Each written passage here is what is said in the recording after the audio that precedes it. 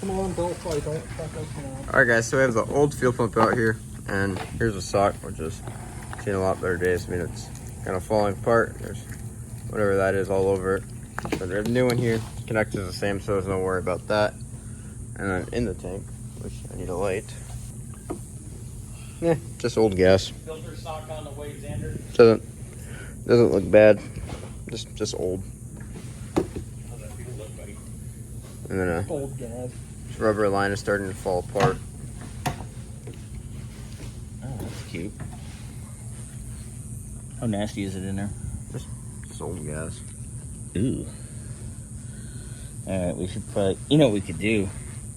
You could put that Milwaukee pump over there and just suck it all out. Yeah. And then we'll put fresh gas in it. Yeah, sounds like a plan. Alright, boys. Stop whining. I'm not whining. Do your job. Alright guys, we're just kind of prepping for one more part to come in here. So we have the rear sway bar, both sides disconnected as you can see. And the tires getting down next door. I have my ball joint popped, or my tie rod popped, so I can just drop that when the rack comes. Disconnected here. The belt is on.